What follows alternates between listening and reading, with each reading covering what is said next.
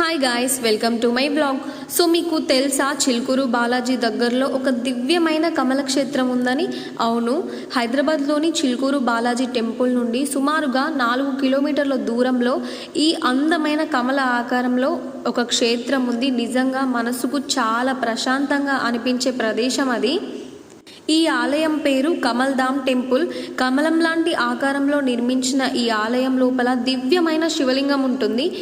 కమల్ దాస్ అనే ఆయనకి ఒక నదీ తీరంలో ఈ శివలింగం దొరికిందంట. సో ఆ పవిత్ర శివలింగాన్ని తీసుకువచ్చి ఇక్కడ ప్రతిష్ఠించిండు కమల్ దాస్ గారు. సో కమలం పేరు మీదే ఈ క్షేత్రాన్ని నిర్మించారు. ఎందుకంటే అంటే నాకు తెలిసి ఆయన పేరు కమల్ దాస్ కాబట్టి సో కమలం పేరు మీద ఈ క్షేత్రాన్ని నిర్మించిరని నేను అనుకుంటున్నాను.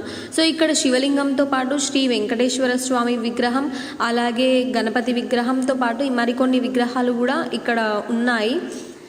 ఆలయ నిర్మాణం, ఆర్నమెంట్స్, ఫినిషింగ్ ప్రతి చిన్న వివరంలో భక్తి మరియు శ్రద్ధ కనిపిస్తుంది. సో ఇక్కడ గోశాలలో ఉన్న ఆవులకు స్వయంగా మనం ఆహారం పెట్టే అవకాశం కూడా ఉంది.